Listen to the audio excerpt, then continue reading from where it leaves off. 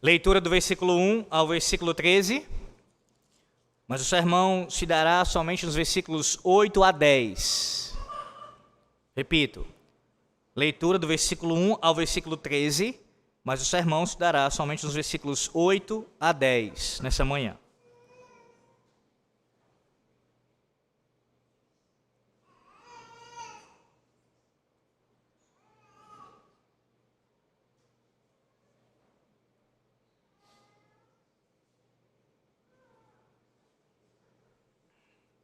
Assim diz o Senhor nosso Deus, em sua palavra que é inspirada por Ele, inerrante, infalível, autoritativa e suficiente para nos ensinar, nos corrigir, também ao povo de Deus, para nos fazer caminhar na vontade do Senhor nosso Deus. Assim diz o Senhor. Fiel é a palavra. Se alguém aspira ao episcopado, excelente obra almeja. É necessário, portanto, que o bispo seja irrepreensível, esposo de uma só mulher, temperante, sóbrio, modesto, hospitaleiro, apto para ensinar. Não dado ao vinho, não violento, porém cordato, inimigo de contendas, não avarento, que governe bem a própria casa, criando os filhos sob disciplina com todo respeito. Pois se alguém não sabe governar a própria casa, como cuidará da igreja de Deus? Não seja neófito, para não suceder que se ensoberbeça e incorra na condenação do diabo. Pelo contrário, é necessário que ele tenha bom testemunho de fora, a fim de não cair no opróbrio e no laço do diabo. Semelhantemente, quanto a diáconos, é necessário que sejam respeitáveis, de uma só palavra, não inclinados a muito vinho, não cobiçosos de sorte da ganância, conservando o mistério da fé com a consciência limpa. Também sejam estes primeiramente experimentados, e se mostrarem irrepreensíveis, exerçam o diaconato. Da mesma sorte, quanto a mulheres, é necessário que sejam elas respeitáveis, não maldizentes, temperantes e fiéis em tudo. O diácono seja marido de uma só mulher e governe bem seus filhos e a própria casa, pois os que desempenharem bem o diaconato alcançam para si mesmos justa preeminência e muita intrepidez na fé em Cristo Jesus. Amém. Meus irmãos, observem já aqui no início do sermão que a lista que o Senhor Deus nos fornece aqui em sua palavra, pelo seu apóstolo, quando escreveu essa carta a Timóteo, aquele jovem pastor, aquele ministro da palavra, ela é muito similar às qualificações que ele já tinha proferido aos bispos, aos presbíteros. Eu digo, ao que ele fala agora, do versículo 8 em diante. Se você já leu esse texto atentamente e tem feito assim em nossas leituras que são recorrentes aqui, públicas, já deve ter observado isso, que a lista que aparece no versículo 8 em diante, ela é muito similar ao que aparece anteriormente, acerca dos bispos. Mas antes de falar dessa similaridade, desses pontos em comum, que não apenas são requeridos dos oficiais, mas de todos os crentes, mas principalmente dos oficiais, eu quero que você observe, e eu vou destacar isso aqui nesse início, aquilo que é diferente, aquilo que é distinto entre os dois grupos aqui mencionados. Observe que, diferentemente do que acontece com os bispos / presbíteros, na lista ou nas qualificações para o diaconato, você não tem aqui o requerimento para que eles viessem a serem aptos para ensinar. Você não vê isso? Você notou? Versículo 8 ao 13, isso não aparece. Aptos para ensinar. Nem também aparece aqui uma exigência, ou no caso até mesmo uma ordem, para que eles fossem alguém que iria exercer governo na igreja de Cristo. Tanto o ensino, bem como também o governo da igreja de Cristo, não é abordado aqui por Paulo com relação aos diáconos. Ainda que você tenha a importância aqui no versículo 9, que eu vou tratar na exposição, e no versículo 10 também, acerca do diácono ter sim preparo bíblico teológico, vou falar sobre isso ainda. E também você tem a menção aqui, no versículo 12, que nós ouviremos à noite a exposição, ele ser apto de governar a sua casa. Então, o governo aparece aqui sim, mas com relação à sua casa. Então, nesse sentido, é similar ao bispo, ao presbítero. Mas isso não aparece, Paulo não aplica isso ao governo da igreja. Então, pelo menos duas coisas aqui que você tem de diferença entre os dois grupos. Apto para ensinar e governar a igreja de Cristo são qualificações exigidas para aqueles que serão presbíteros e não aqueles que serão diáconos. Há muito o que falar sobre isso, mas deixe-me fazer pelo menos um comentário inicial aqui importantíssimo. Observe o quão infiel, nesse ponto, é uma igreja em que ela é organizada de tal maneira que os diáconos exercem não apenas o ensino, bem como também o governo da igreja. Não é exatamente isso que ocorre no sistema congregacional, numa igreja independente? Via de regra é assim. Via de regra é assim. Para ser justo e honesto, é bem verdade que há igrejas independentes, e isso do século XX para o século XXI houve um crescimento considerável, não apenas aqui, mas começando especialmente lá nos Estados Unidos, de igrejas batistas, elas passarem a ordenar presbíteros. Não, elas não deixaram de ser batistas quanto à relação ao batismo, como também quanto à sua independência. Não há concílios superiores, ainda que sejam algumas delas ligadas a convenções. Então, de alguma forma, há ali uma certa subordinação. Mas eu digo com relação à ordenação de presbíteros locais, para a igreja local. Então, sim, você vai encontrar igrejas como, por exemplo, já há décadas, do pastor John MacArthur, que ali eles possuem presbíteros na igreja local. Diáconos também, mas quem exerce o governo não são os diáconos, são estes oficiais, os presbíteros.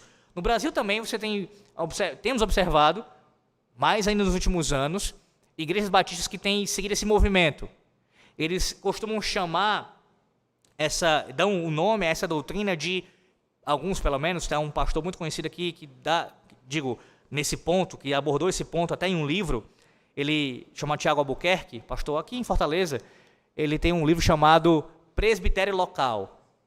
Então, na concepção deles, existe um presbitério local que é formado por este grupo de presbíteros que governa a igreja. E os diáconos não fazem parte deste grupo. Então, eles continuam sendo independentes, mas o governo local é exercido não pelos diáconos, e sim pelos presbíteros. Todavia, historicamente, e ainda em sua maioria, a prática comum é de que essas igrejas independentes, ainda mais batistas, sejam governadas por diáconos.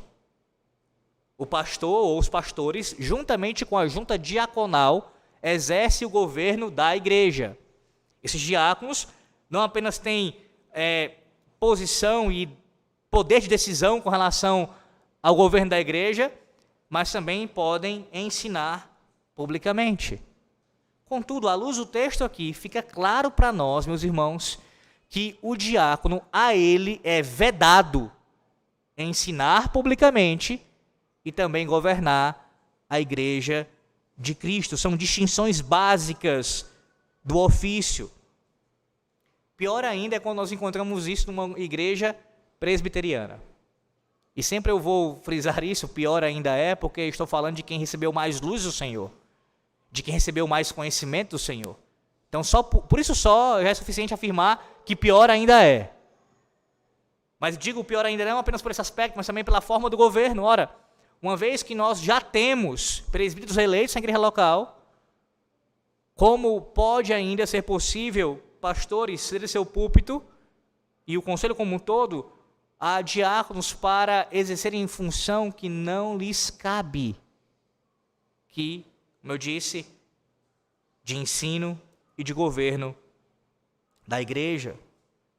Bem, meus irmãos, para nós entendermos bem, ou começarmos a entender o papel dos diáconos, no caso, para o que eles são chamados a realizarem, antes de observar aqui as qualificações que Paulo lista, eu quero que você retorne comigo lá para Atos capítulo 6, o texto que foi lido aqui na Santa Convocação. Atos capítulo 6. Atos 6, o versículo 1 ao versículo número 7. Eu farei a leitura novamente, eu quero que você observe atentamente aqui a leitura e ouça a explicação desse texto. Diz assim: ora, naqueles dias, multiplicando-se o número dos discípulos, houve murmuração dos helenistas contra os hebreus, porque as viúvas deles estavam sendo esquecidas na distribuição diária. Então, os 12 convocaram a comunidade dos discípulos e disseram: não é razoável que nós abandonemos a palavra de Deus para servir às mesas. Mas, irmãos, escolhei entre vós 7 homens de boa reputação, cheios do espírito de sabedoria, aos quais encarregaremos deste serviço. E quanto a nós, nos consagraremos à oração e ao ministério da palavra. O parecer agradou a toda a comunidade, elegeram Estevão, homem cheio de fé e do Espírito Santo, Filipe, Prócoro, Nicanor, Timão, Pármenas e Nicolau, prosélito de Antioquia. Apresentaram-nos perante os apóstolos e estes, orando, lhes impuseram as mãos. Crescia a palavra de Deus e em Jerusalém se multiplicava o número dos discípulos, também muitíssimos sacerdotes obedeciam à fé. Perceba que, em conexão com o que você ouviu em 1 Timóteo capítulo 3, aqui, logo quando o diaconato ele é instituído, você já percebe essa distinção. Logo no seu início, em que oportunidade eles são instituídos, ou esse ofício é instituído? Para permitir que os apóstolos, os ministros, ficassem livres para se dedicarem ainda mais à palavra e à oração. Então, já no seu início, na sua instituição, você tem isso muito claramente aqui sendo colocado diante de nós. Eles foram separados para este serviço, em contraste com o ensino da palavra. O contexto aqui, meus irmãos, deixe-me lhe situar. Havia aqui um problema na igreja de Jerusalém. Um problema que foi causado, em parte, pelo menos, pelo crescimento da igreja. À medida que o evangelho ele avançava, espalhava por toda a cidade, não apenas os judeus de língua hebraica ou aramaica eram convertidos, logo os judeus de língua grega, os helenistas, também foram, assim, adicionados à igreja de Cristo. Mas com mais pessoas, o que você sabe muito bem, aparecem mais necessidades. Logo, alguns membros dessa minoria aqui estavam sendo ignorados ou até mesmo maltratados. Ou seja, algumas das viúvas estavam sendo negligenciadas quando os alimentos eram distribuídos pela igreja aos necessitados. E isso, meus irmãos, pode parecer uma questão relativamente menor, mas não tenha dúvida que poderia ter levado a consequências potencialmente desastrosas. A semelhança de um pequeno incêndio, de um fogo que começa baixo ali, localizado, mas que pode se espalhar por toda uma região e consumir ali muitas coisas. E por que isso? Ora, por que razões poderíamos, ou melhor, o problema que é grave, poderia ser ainda mais grave se não fosse resolvido? Primeiro, porque é um pecado grave negligenciar os fracos e vulneráveis.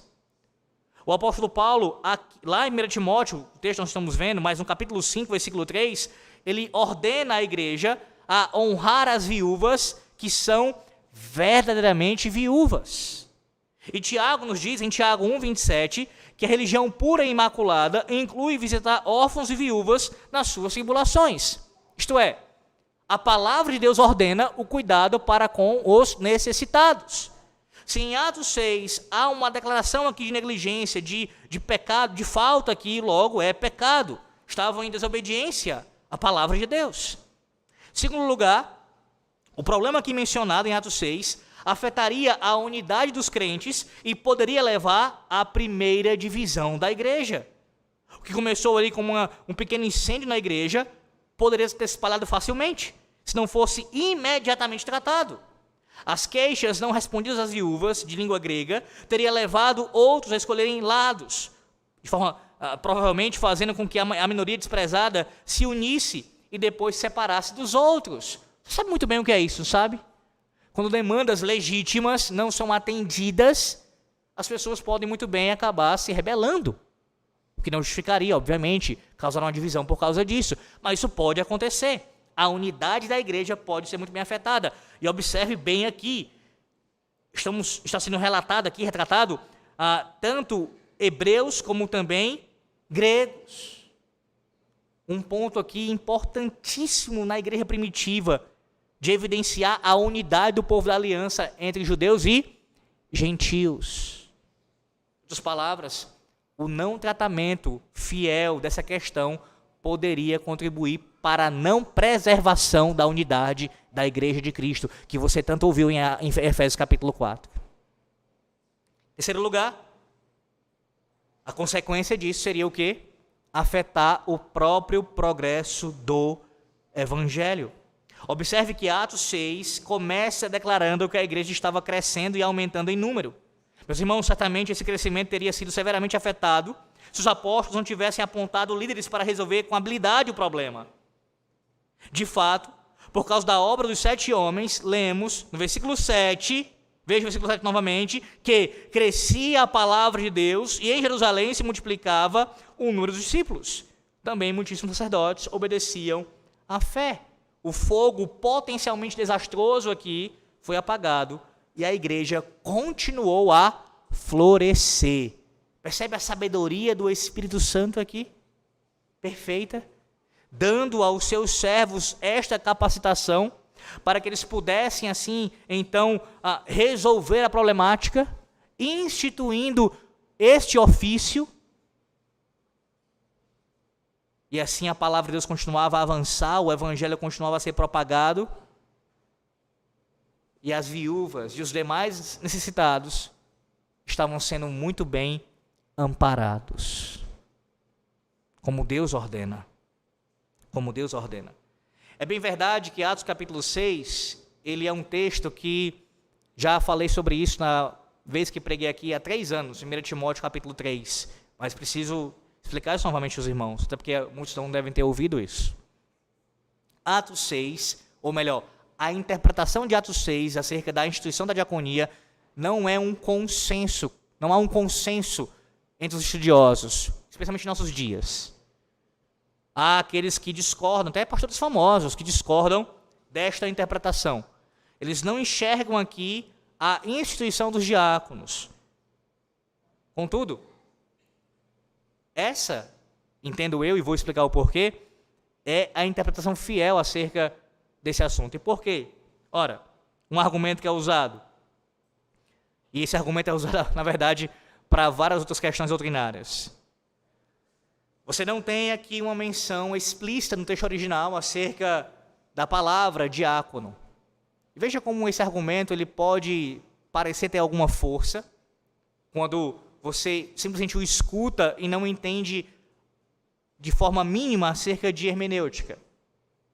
Ora, para você ter uma doutrina sendo ensinada num texto, não necessariamente você precisa ter a palavra que dá nome a ela, por exemplo. Mas o seu conceito, os princípios precisam estar presentes. Vocês lembram acerca do estabelecimento do pacto de Deus com Adão? A palavra pacto não aparece lá no início, quando Deus estabelece com Adão uma aliança, antes da queda. Mas todos os princípios, a estrutura de um pacto, o conceito de pacto está inerentemente presente naquela relação, ainda que a palavra não apareça. E isso se dá também, irmãos, com relação a outros pontos doutrinários. Não é diferente aqui. Por mais que você não tenha no texto original a palavra diácono presente, o conceito, os princípios, as características da diaconia estão todas presentes aqui. Além disso, você observa também que o verbo que é usado da mesma raiz para a palavra diácono aparece aqui. Um exemplo disso, você tem no versículo 3, quando é dito, aos quais encarregaremos deste serviço. Sim, porque a palavra que dá origem à palavra diácono, ela tem esse entendimento na sua raiz, esse significado. É a ideia de serviço, de servir. E isso aparece aqui em Atos capítulo 6. Além disso, é impossível não enxergar uma ligação entre Atos 6, versículo 1 a 7, e 1 Timóteo capítulo 3, versículo 8 em diante. Como eu mencionei, assim como Paulo lá em 1 Timóteo 3, do 8 em diante, ele faz distinção entre o diácono e o bispo e o presbítero, mostrando que o diácono não precisa ser apto para ensinar, isso não é requerido dele. De onde é que Paulo está tirando isso? Claro, do significado do ofício, da sua função, mas porque já anteriormente, quando ele foi instituído, ele já foi instituído com um outro propósito, não com o propósito de ensinar e governar, mas de servir. E qual é o pano de fundo para isso? Atos, capítulo 6. Esse, meus irmãos, é o mesmo entendimento, e não poderia ser diferente, porque em que eles erraram, né, com relação aos documentos confessionais, da Assembleia de Westminster. Escute, a forma de governo da Assembleia de Westminster, a forma de governo da igreja, um documento que foi escrito pela Assembleia de Westminster, expressa de forma fiel esse ensino, quando diz assim acerca dos diáconos. A Escritura apresenta os diáconos como um distinto ofício na igreja, cujo ofício é perpétuo, ao cujo ofício não pertence pregar a palavra, nem administrar os sacramentos, e sim tomar um especial cuidado em distribuir para as necessidades dos pobres. E aí, veja, eles citam aqui como a base exegética Atos capítulo 6, versículo 1 a 4. Mostrando essa distinção entre presbíteros e diáconos. Os diáconos são aqueles que são chamados para cuidar das necessidades do povo da aliança, para servirem. E aí você pode pensar, pastor, quais são os deveres dos diáconos? Sendo um pouco mais específico, reverendo, quais são os deveres dos diáconos? Bem, existem alguns que a gente pode listar, tanto que já ocorriam naquela época, que eles já praticavam naquela época, na igreja primitiva, como também, com o passar do tempo, isso acabou se tornando necessidade na igreja local. E aí, entre os deveres dos diáconos estão, por exemplo, cuidar das instalações. Os diáconos, eles são responsáveis por administrar a propriedade da igreja. Isso inclui assegurar que o lugar de culto esteja preparado para a reunião de adoração, limpá-lo e até mesmo administrar o sistema de som. Tendo todo esse cuidado para que a adoração a Deus seja feita da melhor forma possível. Observe, eu já falei sobre isso em outros momentos, acerca dos bancos, do som, nada disso é elemento de culto, isso é circunstancial, irmãos. O culto pode ocorrer sem nenhuma dessas coisas. Mas mesmo que nós não tenhamos essas coisas, permanece o papel do diácono de servir na melhor disposição possível para que o povo de Deus adore de forma ainda melhor ao Senhor. Então, se temos assentos, se temos sistema de som, se temos essas coisas que vão contribuir, não são essenciais, mas vão contribuir, que os diáconos ajudem nisso, para que possa ocorrer da melhor forma possível. Também eles são caracterizados pela benevolência, semelhante ao que ocorreu aqui em Atos capítulo 6, versículo 1 ao 6, com a distribuição diária em favor das viúvas. Os diáconos, os irmãos, eles podem e até, em alguma medida, devem estar envolvidos em administrar fundos ou outras formas de assistência aos necessitados da igreja. Também com relação às introduções, como assim? Os diáconos, eles podem ser responsáveis por distribuir, por exemplo, boletins, acomodar a congregação nos assentos, preparar os elementos para a comunhão da ceia do Senhor. E guarde muito bem isso. Como é importante essa questão também, da preparação dos elementos da ceia do Senhor, com a ideia do serviço. Guarde isso, que nós voltamos a isso ao final do sermão.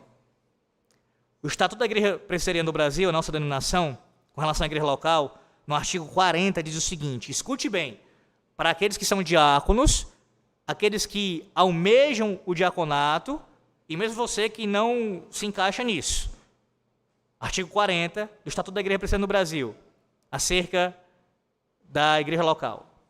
O diácono é o oficial eleito pela Assembleia Geral, com mandato de 5 anos, admitida a reeleição e ordenado pelo Conselho para, sob a supervisão deste, dedicar-se especialmente, em primeiro lugar, à arrecadação de ofertas para fins piedosos. Os diáconos devem se empenhar nisso. Irmãos, não apenas os recursos que já ordinariamente entram na igreja através dos dízimos e ofertas, mas até mesmo ofertas para fins piedosos. Às vezes pode acontecer de uma família estar precisando, e aí cabe especialmente, não somente, mas especialmente a junta diaconal observar, ver quem é que está precisando, e assim, nesse sentido, chegar junto. E até mesmo promover essa arrecadação de ofertas para esse fim piedoso, que é socorrer aquela família que precisa naquele momento. Segundo lugar, o cuidado dos pobres, doentes e inválidos. Sei que é uma palavra forte, às vezes eu gosto nem de utilizá-la, mas é como aparece lá no artigo, aqueles que estão incapacitados de estarem, poderem trabalhar, sair para congregar.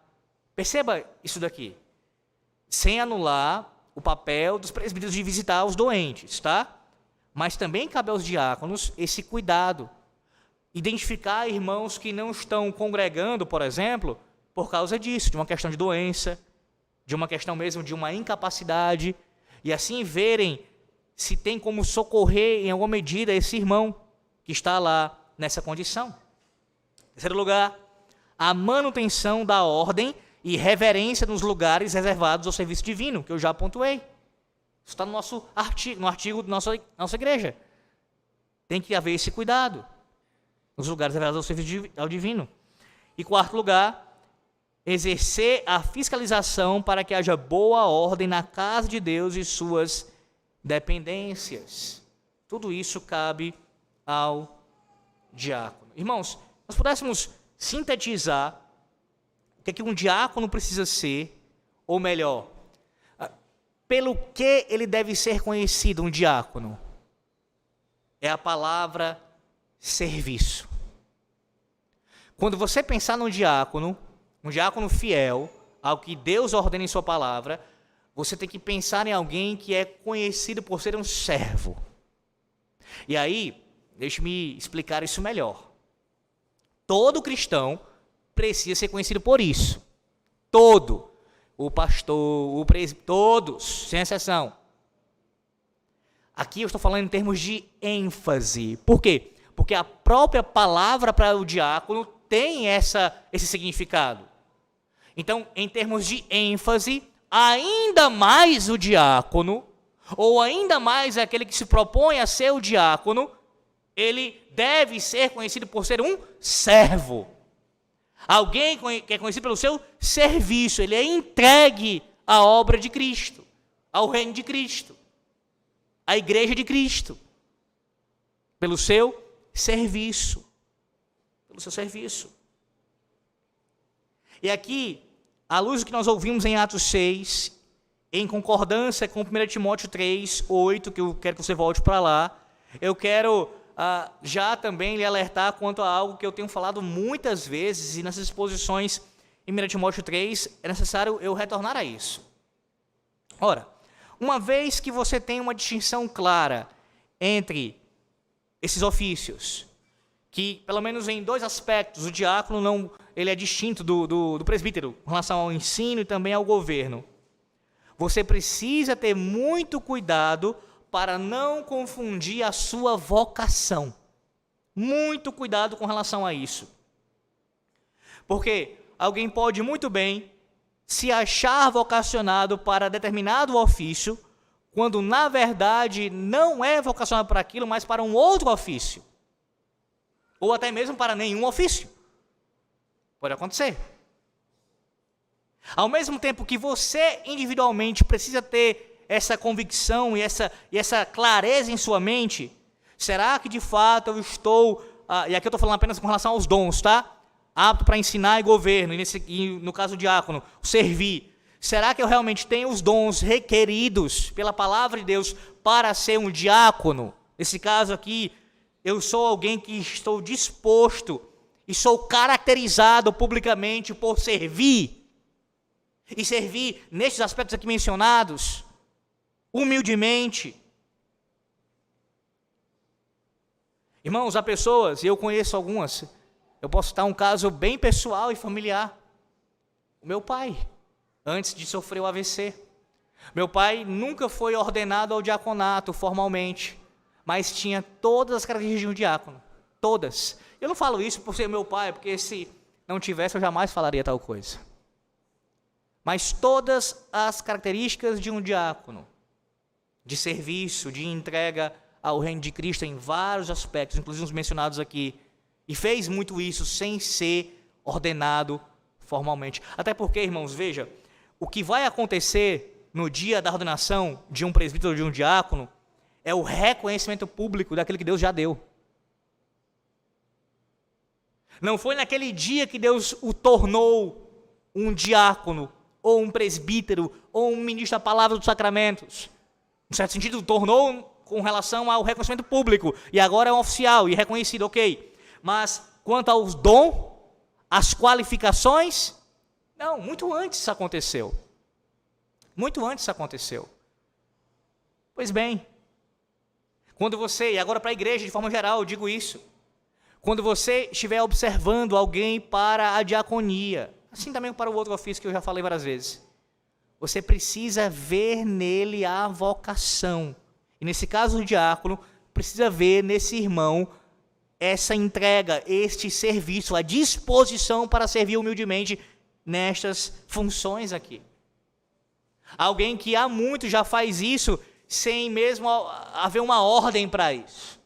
Sem mesmo haver um cargo que lhe imponha tal obrigação. Ele já faz voluntariamente, por amor. E por ser chamado por Deus, para fazer isso. Então, muito cuidado para não confundir a sua vocação, se é que você a tem para ser um oficial, e igreja, muito cuidado para não confundir na hora de votar, na hora de eleger. Quantas vezes isso acontece? Eu soube de um caso recente de uma igreja irmã, de um outro presbitério, só tem recente assim, né? Acho que tem uns 2 anos, que o irmão ele foi eleito para o diaconato, e depois a igreja entendeu que ele tinha vocação para ser um presbítero, e ele passou assim, depois de uma nova eleição, foi eleito e exerce agora o presbiterato. Isso acontece desse lado, como acontece também do outro lado, alguém que é vocacionado para ser diácono e acaba sendo eleito para ser um presbítero. E por que isso acontece, reverendo? Você pode se perguntar, por que isso acontece, reverendo? Por quê? Ora, uma das razões, porque não se entende basicamente as qualificações, nesse caso, os dons que Deus deu para cada um desses ofícios. Para cada um desses ofícios. Às vezes, no caso de alguém que é ordenado para o diaconato, que deveria ser um presbítero, né? A igreja enxerga num rapaz, num irmão em Cristo ali, até um pouco, talvez mais velho também, ele é muito dado à teologia, ele fala bem, ele articula bem as palavras, é alguém, claro, demonstra um bom testemunho, tudo aquilo lá, e aí ele, não, vai ter exemplo para diácono, vamos colocar logo ele aqui? Ele tem que exercer algum ofício. Peraí, por quê? Por que essa pressa? Talvez ele tenha vocação para outra coisa, até pelo que ele está demonstrando. E aí ele é, assim, colocado para a diaconia. Ou então, às vezes, também por outros motivos, como, por exemplo, a necessidade. Tem que se eleger, tem que se fazer, então a gente vai colocar ele aqui, já que esse aqui apresenta essas características, vamos colocá-lo aqui. Ou com relação também ao outro ponto, ao outro ofício. Veja, alguém que é muito entregue, muito dado ao serviço, rapaz, daria um bom presbítero? Mas o serviço é uma característica do diácono. Não é que o oficial do presbiterato não vai servir, entenda isso. Mas a sua forma de servir, de forma mais, a sua ênfase no serviço é quanto ao ensino e ao governo. Ao governo. O cuidado com a igreja, com os necessitados e assim por diante é algo da diaconia. Pois bem, depois de observarmos aqui acerca desse dom do serviço e do exercício do mesmo, eu quero que você note o foco do texto, a partir do versículo 8. O foco das qualificações, meus irmãos, é o caráter moral da pessoa que há de preencher o ofício. Um diácono deve ser maduro e acima de reprovação. A principal diferença entre um presbítero e um diácono é uma diferença, como eu já pontuei, de dons e chamado, não de caráter. De modo geral, se uma qualificação moral é listada para os presbíteros, mas não para os diáconos, aquela qualificação ainda se aplica a estes. O mesmo ocorre para aquelas qualificações listadas para diáconos, mas não para presbíteros. Por exemplo, veja o versículo 8, antes de ainda explicar essa expressão, mas só para você ver esse exemplo aqui. No versículo 8, é dito que o diácono deve ser um homem de uma só palavra. E Paulo não afirma explicitamente essa mesma expressão para os presbíteros. Mas não há dúvida, meus irmãos, que quando ele fala que os presbíteros devem ser irrepreensíveis, também inclui serem homens de uma só palavra. Isso é mais claro. Você tem a distinção dos dons, que eu já pontuei e espero que seja clara. Mas com relação às qualificações morais, aquilo que refere ao caráter, é igual. Mesmo aquilo que não aparece explicitamente para um e só para o outro, também se aplica ao outro, ainda que não apareça para ele explicitamente. Então vejamos. Semelhantemente, quanto a diáconos, é necessário que sejam respeitáveis, ou seja, dignos. Os irmãos diáconos devem ser sérios, tanto no seu pensar como no seu caráter. Não devem ser tolos, nem agir com irreverência em relação a assuntos importantes. Esse termo normalmente se refere a algo que é honorável, digno, estimado, nobre, e está diretamente relacionado à palavra irrepreensível. É isso que um diácono deve ser. Você deve olhar para o irmão que está nesse caminho para o diaconato, e os que já exercem a diaconia, e ver exatamente isso nele. Alguém que não é irreverente com assuntos importantes, alguém que é digno, que é nobre, que é estimado, e que trata as coisas de Deus da mesma forma, com respeito. Ele é respeitável, e ele trata as coisas sagradas de forma respeitável. Segundo lugar,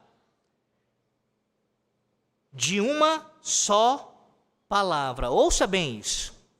Aqueles que têm a língua dobre dizem uma coisa, certas pessoas, mas depois dizem algo diferente a outras. Ou dizem uma coisa, mas querem dizer outra. Eles são vistos como pessoas de duas faces. E são insinceros.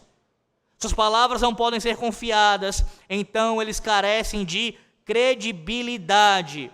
Um diácono não pode dizer uma coisa a uma pessoa e dizer outra coisa a outra pessoa. Em outras palavras, ele não pode ter um falar hipócrita, mas precisa ser honesto e consistente em sua fala. Pastor, é a mesma coisa que um crente. Sim, você já entendeu isso, eu imagino.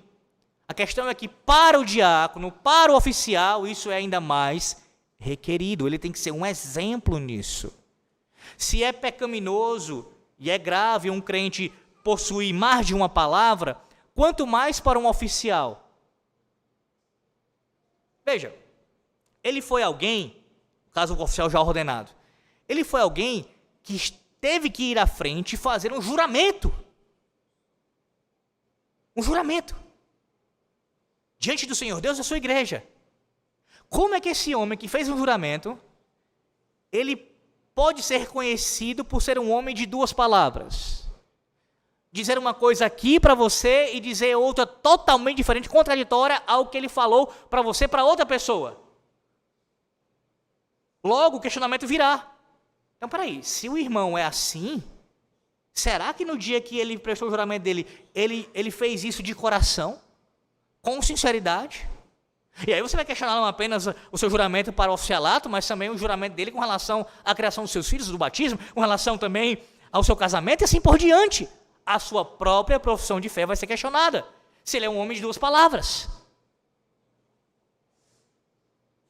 Irmãos, e como isso é requerido pela palavra de Deus e como isso está em falta em nossos dias.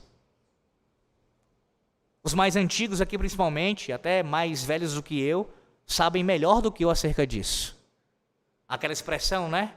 Homem de palavra, que não precisa escrever, que o que ele diz está dito. E aqui não tome isso da forma pecaminosa.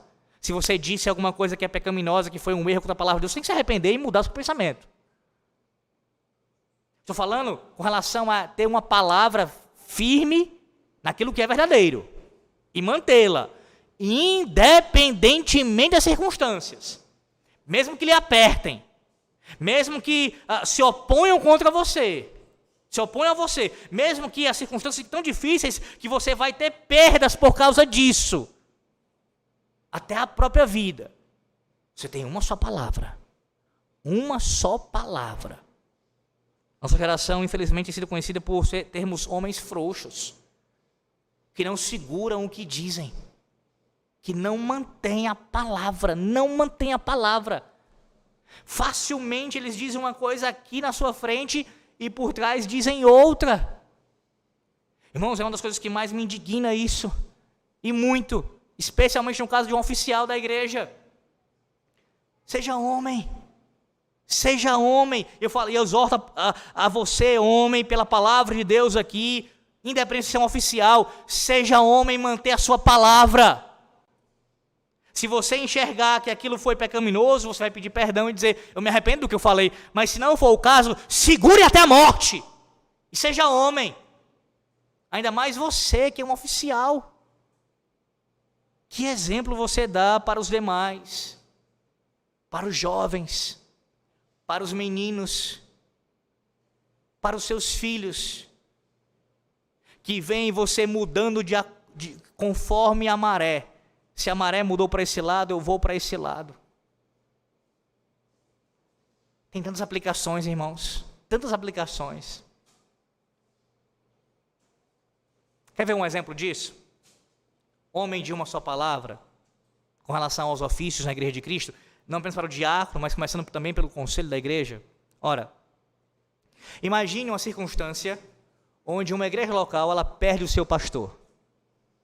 Por qualquer circunstância que seja, por morte, ou porque o pastor recebeu um convite, assim aceitou e foi para outro lugar. E essa igreja ela foi doutrinada e aprendeu a palavra de Deus, e assim se manteve fiel enquanto o pastor ali esteve pregando, ensinando a palavra. Mas quando o pastor, por qualquer motivo que seja, saiu, os primeiros a arrefecerem, os primeiros a deixarem a palavra, são os oficiais. Quão triste é isso, irmãos? Quão triste é isso? E eu falo isso diante de Deus e para a igreja do Senhor Jesus Cristo nessa manhã. Que você guarde a palavra, que você tenha a sua palavra empenhada e firme até a morte, independente da circunstância, inclusive se tiverem mudanças na sua igreja local. Seja firme, tanto o conselho como a junta diaconal, seja firme, porque se não forem firmes, certamente o povo se dispersa. Não tem como esperar que o povo vá manter a palavra. Claro que Deus, por sua graça, preserva alguns, mas de forma geral o que vai acontecer é que o povo vai seguir a liderança. E se o leme muda de direção, mesmo em direção bem oposta, muitos vão seguir na mesma direção. Quão triste é uma igreja mudar frequentemente a sua doutrina, a sua liturgia e outras coisas a cada período de tempo, porque homens não mantêm a sua palavra. Não mantém a sua palavra. Não pode ser hipócrita, mas honesto e consistente. É uma das coisas que eu me esforço o máximo possível para ter em minha vida, e é uma luta constante, irmãos. Precisamos ser consistentes com nossas falas. E isso implica em você procurar pensar de maneira muito bem, a meditar de forma pausada acerca do que você diz, nas implicações lógicas da sua fala e dos seus comportamentos. Mas pense na sua fala, principalmente aqui na sua palavra. Bem, se eu falo isso, a consequência disso é isso, isso e isso. Então, eu preciso ter isso claramente na minha cabeça, no meu coração. As implicações lógicas do que eu digo, dos meus discursos, da minha fala. Às vezes uma pessoa fala uma coisa de forma tão irrefletida aqui e depois não vai nem pensar nas consequências daquela sua fala. Para um oficial isso é terrível. Terrível. Mostra que ele é inconsistente. Porque na hora de ver, peraí, diácono, peraí, presidente, a consequência é essa. Não, peraí. Deixa eu mudar aqui o que eu falei. Porque não pensou refletidamente no que ele disse. Seja consistente. A sequência do texto diz: não inclinados a muito vinho. Não inclinados a muito vinho. E aí vem aqueles experts no texto, né? Entre aspas, e diz assim, tá vendo? A proibição do versículo 3 fica mais clara agora para nós, pastor. Por quê? De fato, o versículo 3 proibiu o bispo, o presbítero de beber. Enquanto o versículo 8, o diácono pode beber um pouquinho. Quão tolo é esse pensamento? Também já expliquei isso outrora aqui para os irmãos. Paulo está falando a mesma coisa com uma expressão distinta. A expressão é distinta aqui no original, mas a ideia é a mesma. A mesma. Não há uma proibição absoluta para o presbítero de beber e um pouco para o diácono. Uma permissão para ele tomar um pouco. Não muito, um pouco ele pode. Não. A ideia é o mesmo princípio. Nenhum nem outro pode ser dominado pelo vinho. Nenhum nem outro pode ser escravo da bebida. Nenhum nem outro pode ser amante, apegado ao vinho. Essa é a ideia. Qualquer homem que é viciado, que está tomado pela bebida, ele é alguém que está desqualificado para o ofício. Ora, ele está cometendo um pecado grave como um crente que ele é, dando mau testemunho do evangelho. Quanto mais se ele for um oficial. Ele tem que ser alguém equilibrado. Lembre-se que uma das qualificações é ser temperante, ter domínio próprio. Então não, ele não pode ser alguém tomado pelo vinho. Isso também para os diáconos.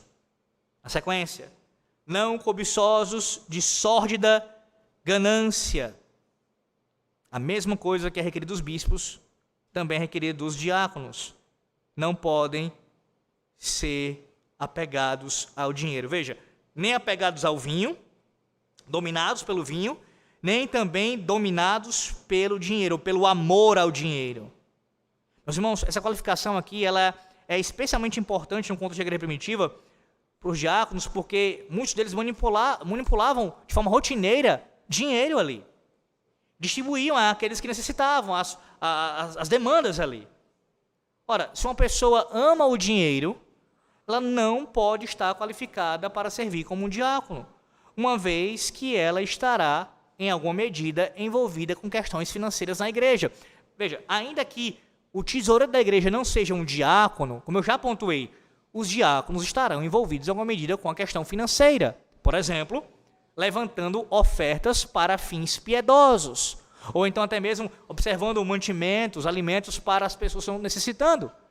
Então, pegarem recursos, administrar recursos, seja o dinheiro propriamente dito ou outras coisas que o dinheiro pode comprar, tem que ser feito por aqueles que são não dominados pelo dinheiro, pela ganância, mas que dominam isso, que dominam seus recursos, que são equilibrados. E mais do que isso, são exemplos na administração. Vou frisar isso. Exemplos. Como assim? A igreja precisa olhar para o oficial, pensando no diácono aqui, olhar para ele e ver nele um testemunho de um exemplo para a sua vida de como administrar as finanças, de como administra os seus recursos. Não entenda isso mal, não quer dizer que um diácono, como qualquer crente, pode passar por crises, momentos difíceis, abalos financeiros. O ponto não é esse. Não é isso que está sendo aqui requerido, que nunca pode falhar. A questão no sentido de que não pode abater uma crise sobre ele. A questão é que ele não pode ser reconhecido por alguém que administra mal seus recursos, que sempre falha com relação a isso, dá mau testemunho. Não pode. Não pode. Também não está dizendo aqui que ele tem que ser alguém muito abastado, rico. Não, não é essa a questão. Mas com o que ele tem, ele é contente, ele é satisfeito e ele administra bem para a glória de Deus. Como um bom dispenseiro, como um diácono.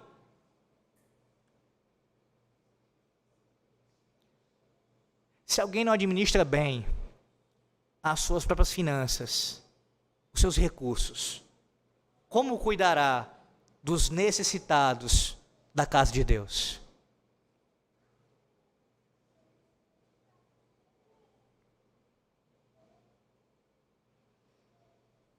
E é claro que também há aplicações aqui relacionadas aos dízimos e ofertas. Veja, o texto não fala disso, como também não falou anteriormente de forma explícita. Não há aqui menção para dízimos e ofertas explicitamente, mas como eu já pontuei, isso é uma aplicação do texto, como tem inúmeras aplicações. Como o diácono pode ser um bom administrador, um fiel administrador dos seus recursos, se ele... Vou começar com essa expressão, acho que os irmãos já captaram, né? Se nunca sobra para dizimar, qual é o problema? Você sabe responder, não sabe? Pastor, começa com esse sobra. Não é para começar assim, né, pastor? Não, não é. O pressuposto está errado. Não é para sobrar. São as primícias. As primeiras coisas. Um dinheiro que você não conta, um dinheiro que você nem mesmo faz parte do seu orçamento, é do Senhor. Pois bem, se ele não é alguém que é empenhado em dizimar e ofertar regularmente, ele também está desqualificado. E como eu já falei para os irmãos também, irmãos, é uma questão básica da membresia. Aqui há alguns irmãos que estão querendo se tornar membros da nossa igreja. E eu vou tratar isso com eles ainda, adiantei algumas coisas, mas vou tratar isso de forma mais específica, sobre os compromissos de membresia. E um deles é esse. Dentro do que você pode, seus recursos, também é um dever seu sustentar a obra de Deus com suas finanças. Então, se esse é um dever de um crente, de um fiel da casa de Cristo, da sua igreja, quanto mais de um oficial, irmãos. Quanto mais de um oficial. E aí você diz assim, não, pastor, será que é preciso mencionar isso e de fato destacar esse ponto? É claro que é, irmãos. Porque lamentavelmente nós temos falhas em nossa igreja local com relação a isso. E elas precisam ser corrigidas imediatamente. Deve existir arrependimento, confissão de pecados, abandono dessa prática e assim entregar ao Senhor aquilo que pertence ao Senhor. Então, em alguma medida, eu digo em alguma medida porque você não vai ter como fazer isso de maneira a inspecionar, obviamente, mas em alguma medida você precisa tomar conhecimento se os oficiais da Igreja de Cristo, da sua igreja local, e aqueles que pleiteiam, que almejam ser oficiais, são engajados nisso também. Oferece seus recursos financeiros também para a obra de Cristo. Para que você não venha a votar e eleger alguém que não se enquadre nessas qualificações, assim como as demais. Assim como as demais. Perceba agora o que diz o versículo 9. Versículo 9. Observe. Conservando o mistério da fé com a consciência limpa. O apóstolo Paulo escreve a Timóteo, e Timóteo ele estava, naquele período, pastoreando a igreja de Éfeso. E você que ouviu as exposições em Efésios, melhor dizendo, você sabe o que significa o termo mistério, não sabe já? Você já aprendeu o que é mistério, não sabe? Mas deixa eu lembrar acerca disso, se você está esquecido. O que Paulo está citando aqui é nada menos do que um modo para se referir ao Evangelho de Cristo. Deus, em Cristo, Ele uniu e pacificou, e assim uniu judeus e gentios e tornou um povo só. E essa mensagem do anúncio da reconciliação de Deus para com os pecadores, através de Cristo, unindo judeus e gentios, é chamado, na palavra de Deus, também pelo nome de mistério. Antes oculto, mas agora revelado e anunciado pelos santos apóstolos e profetas. Alguns estudiosos entendem que Paulo dá essa ordem aqui específica para os diáconos, porque provavelmente estava havendo algum problema ali na igreja de Éfeso relacionado aos diáconos nesse ponto. Por isso Paulo está aqui exortando de forma específica aos diáconos a conservarem o mistério da fé, o evangelho, a doutrina, ao mesmo tempo que deveriam possuir uma consciência limpa. Mas veja, independente de esse contexto local estar ali acontecendo ou não, esta é uma ordenança apostólica que deve ser seguida pelos diáconos e pela igreja como um todo, em qualquer circunstância. Em qualquer circunstância.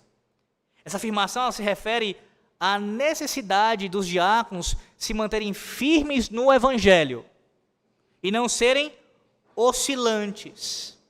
Um oficial precisa guardar bem a doutrina de Cristo, a mensagem de Cristo. E o diácono não está fora dessa ordenança. Veja como isso é interessante. Como eu disse no início, se por um lado ele não cita apto para ensinar para os diáconos, aqui, por mais que o diácono não seja chamado para ensinar, ele tem que guardar o ensino. Em outras palavras, ele não pode ser um leigo. E essa é uma percepção que ela também é equivocada na igreja, meus irmãos. Às vezes faz diferença com relação assim, o presbítero docente tem que ter conhecimento teológico. Os regentes, mais ou menos, se der, tudo bem. Diácono, não, nem pensar. Crente, então, de forma geral, se tiver algum que se salve. A Bíblia requer isso de todos nós. É claro que há uma cobrança maior para os ministros, não tenha dúvida quanto a isso. O conselho como um todo também deve preservar bem a doutrina e ser apto para ensinar. Mas os diáconos podem não ter uma capacidade para ensinar, mas devem guardar bem, conhecer bem a verdade, de tal maneira que possam expressá-la, ainda que não ensinem publicamente, mas saber falar sobre a verdade. Que absurdo é você achar que um diácono tem que ser alguém, praticamente um incauto, alguém que não tenha nenhum tipo de conhecimento teológico, ele tem que ter preparo teológico, sim. Em nossa igreja, pense em nossa igreja, na IPB. O oficial fará o quê? O juramento acerca de quê? Símbolos de fé da igreja, irmãos. Ele tem que conhecer a doutrina da igreja dele. Você já pensou? Você acha que tem por aí? Não poucos. Um diácono da IPB, lá não sei aonde, falando coisas com a doutrina da IPB, da Igreja Presbiteriana do Brasil. Rapaz, o cara falando, não, o batismo de infantes é uma coisa que eu não concordo. Peraí, tu é diácono. Da IPB. Não, eu não sou muito assim com um negócio de presbitério, sínodo, né? Acho que é só a igreja local mesmo. Tu é diácono da IPB. Então ele tem que conhecer a doutrina.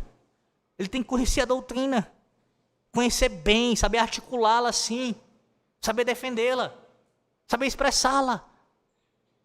Lembrando, ele é um crente. Normalmente ele vai ser o quê? Um pai de família, ele está sem esposa, os filhos dele em casa.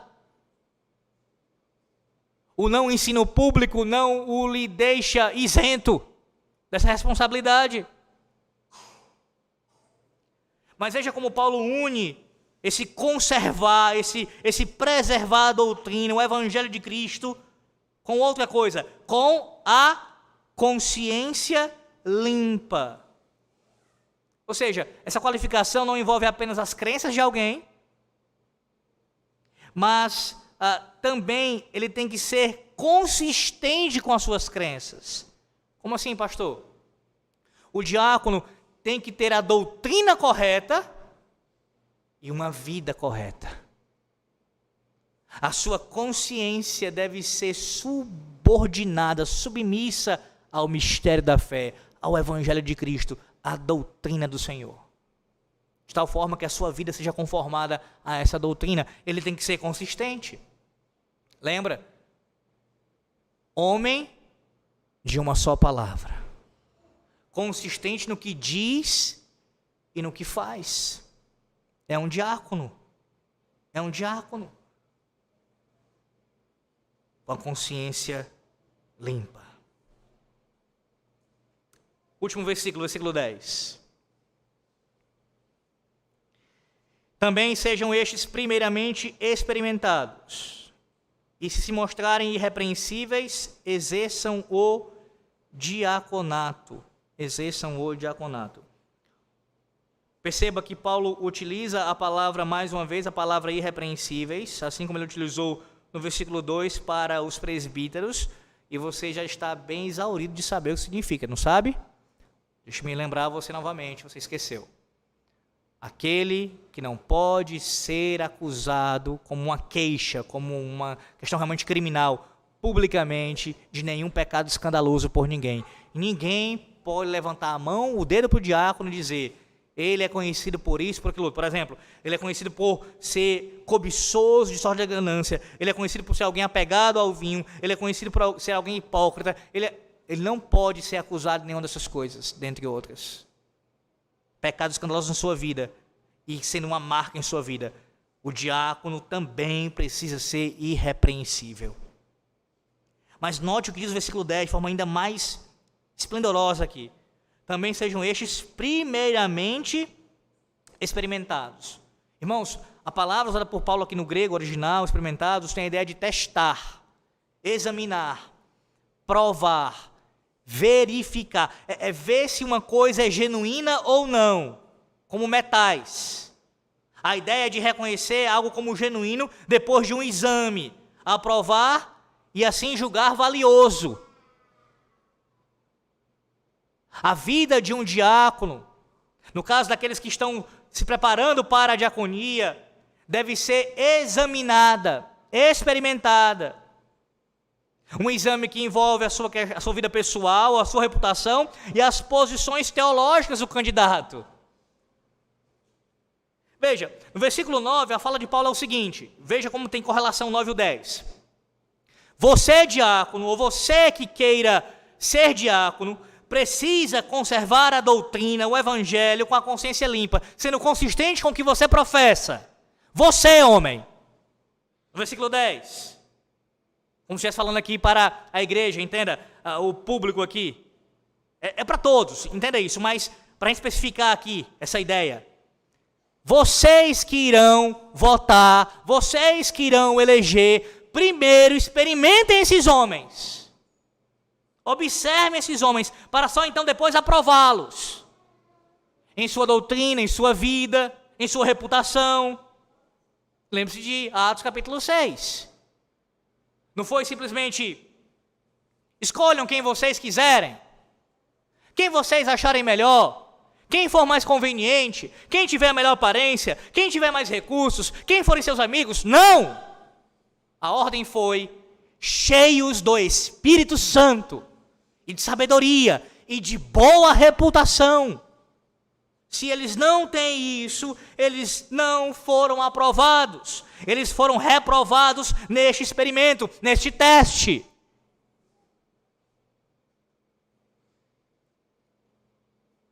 Meus irmãos, a congregação, a igreja não pode apenas examinar a maturidade moral, espiritual e doutrinária de um candidato ao diaconato, mas também deveria considerar o histórico de serviço da pessoa na igreja. Isso também tem que ser visto.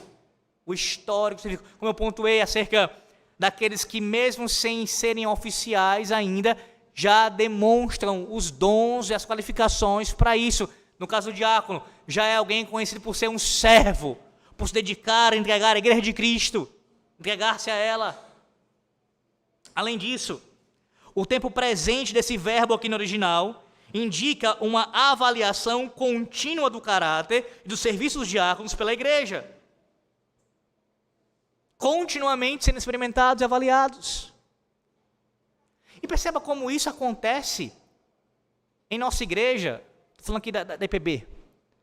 Porque, veja, há uma avaliação, pelo menos deveria existir, para a ordenação.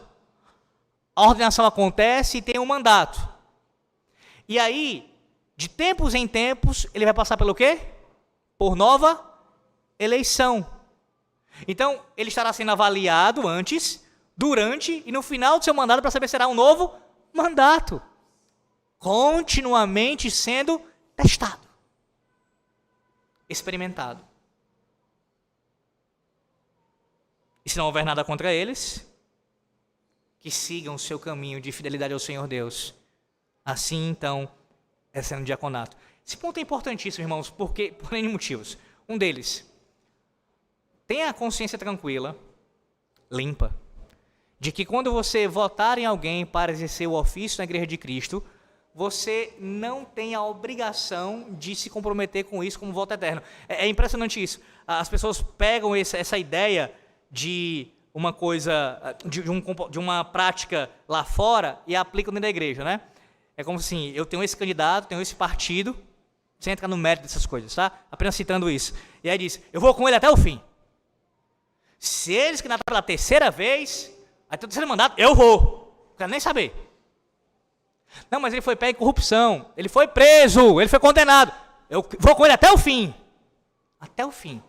Então a pessoa se apega ao indivíduo, se apega ao candidato, se apega ao partido, se apega àquilo e vai quantas vezes, mesmo que ele tenha demonstrado desqualificação, após desqualificação. A tua consciência tem que ser limpa e votar diante do Senhor Deus de acordo com a palavra de Deus. Eu vou aplicar isso a mim para não ficar, para não ter nenhuma dúvida do que eu estou querendo dizer, porque eu não estou isento disso. Hoje eu sou o pastor dessa igreja, pela graça de Deus. No futuro, havendo eleição, eu posso muito bem não vencer a eleição. Isso é possível, irmãos. E acontecendo, por mais que eu seja chamado para o ministério, a igreja pode ter entendido naquele momento que não foi da vontade do Senhor Deus, não era da vontade de Deus, que eu continuasse exercendo assim o pastorado aqui. Percebe? Isso pode acontecer. Claro, isso pode acontecer por erro e falha da igreja, como também do próprio pastor. Via de regra, o pastor deve fazer o quê? Pensar, meditar, onde ele falhou, porque sim, ele deve ter cometido falhas ao longo do caminho para que isso ocorresse. Ainda que a igreja também tenha falhado em não reelegê-lo, se for o caso. Mas o fato é que ninguém, isso eu quero dizer, está isento dessa avaliação e deve passar por ela. Deve passar por ela. E se forem aprovados, continuarem. Então, toda vez que for ter uma eleição, agora de 9 de novembro, as próximas que acontecerem para presbítero, para diácono, para pastor, você vai analisar aquele momento. A vida da pessoa como um todo, é claro, e aquele período. Você vai avaliar, essa pessoa, esse irmão é vocacionado, esse irmão é qualificado, percebe? E assim, se for aprovado, primeiramente experimentados, e se mostrarem irrepreensíveis, exerçam diaconato. Não é 20 anos já, né, pastor? Qual o problema de dar mais um mandato? Qual o problema? O problema de dar mais um mandato para alguém que não é vocacionado ou para alguém que não está sendo irrepreensível é matar a igreja de Cristo local. Esse é o problema.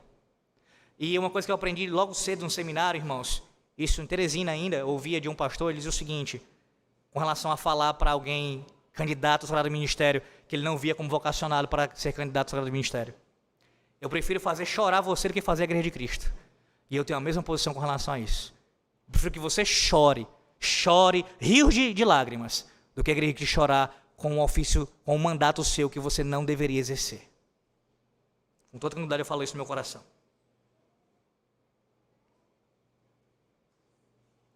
Concluímos como aqui esse texto? Você sabe? Tem os versículos 11 a 13 ainda para você ouvir mais tarde, se Deus assim nos permitir. Mas eu quero que você já perceba agora que a diaconia, ela é cristocêntrica. Não, peraí. A diaconia, pastor, apenas os ofícios são cristocêntricos. Quem governa a igreja? Cristo. Logo, os ofícios que ele mesmo deu à sua igreja são cristocêntricos.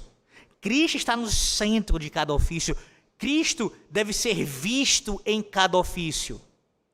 No presbiterato, ele é visto especialmente no ensino e no governo. Cristo é contemplado.